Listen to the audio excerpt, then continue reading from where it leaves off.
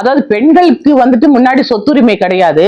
அதனால வந்துட்டு அவங்க என்ன பண்ணாங்க, பெண்களுக்கு வந்து சீதனமா வந்துட்டு அவங்க வீட்டில இருந்து கொடுக்கக்கூடிய அந்த நகை பணம், அந்த அவங்க கணவர் வீட்டுக்கு திருமணத்தின் போது எடுத்து செல்லக்கூடியதான் அந்த பெண்களுடைய ப்ராப்பர்ட்டி சொத்து அப்படின்னு சொல்லிட்டு அந்த காலத்துல இருந்துச்சு. அதை வந்து தொன்று தொட்டு இப்ப கூட வந்துட்டு பெண்களுக்கு வந்துட்டு சொத்துரிமை இருக்கு.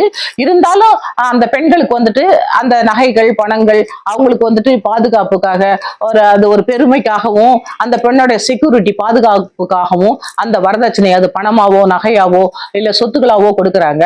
அதை வந்துட்டு இவங்க என்ன பண்றாங்க, அவங்க பெண்ணு நல்லா இருக்கணும்னு சொல்லிட்டு கொடுக்குறாங்க. ஆனா இவங்க அதை வந்து ரொம்ப டிமாண்ட் பண்றாங்க. ஓ, எனக்காக தான் கொடுக்குறாங்க அப்படின்னு இந்த மாப்பிள்ளை வீட்டுல நினைச்சுக்கிறாங்க. இந்த பொண்ணு அவ்வளவு கொடுத்தாதான் வந்துட்டு எங்க மாப்பிள்ளை அவ்வளவு வேலை பார்க்கறாரு சம்பாதிக்கிறாரு அப்படிங்கிற மாதிரி டிமாண்ட் பண்றாங்க. ஆனாலும் இந்த மாப்பிள்ளைங்க இந்த மாதிரி டிமாண்ட் பண்றதும் தப்பு, இவங்க கொடுக்கறதும் தப்புன்னு சட்டத்துல கொண்டு வந்துட்டாங்க. டவுரி வந்துட்டு கொடுக்கறதும் டவுரி வந்துட்டு வாங்குறதும் டவுரி ப்ரொஹிபிஷன் ஆக்ட் படி தண்டனைக்குரிய ஒரு சட்டம் கொண்டு வந்திருக்காங்க. அதே மாதிரி வந்துட்டு அந்த பெண்ணுடைய அந்த சீதன ஆர்டிகல்ஸ், அது பொருளோ நகையோ பணமோ, அது வந்துட்டு ரிட்டர்ன் ஆஃப் ப்ராப்பர்ட்டின்னு வரும். எப்படின்னா அந்த 6 மாதத்துக்குள்ள திருமணமாகி 6 மாதத்துக்குள்ள அந்த பொண்ணோட பேருக்கு எல்லாமே வந்துடும்.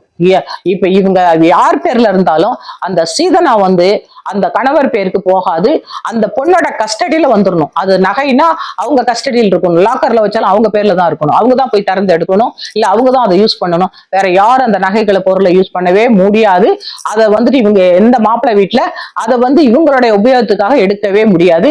அந்த பொண்ணோட கஸ்டடியில் தான் இருக்கணும். அது 6 மாசத்துக்குள்ள வந்துடணும். இன்னைக்கு ரிதன்யா கேஸ்ல வந்துட்டு 6 மாசத்துக்குள்ள அந்த பொண்ணுடைய கஸ்டடிக்கு அவங்க கொண்டாந்துருக்கணும்.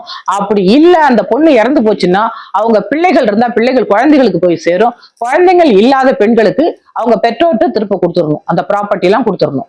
அதை யாருமே யூஸ் பண்ணவே முடியாது. அது வந்து தண்டனைக்குரிய சட்டம் இருக்கு. அந்த அவங்களுடைய பொருளை யூஸ் பண்ணவே முடியாது.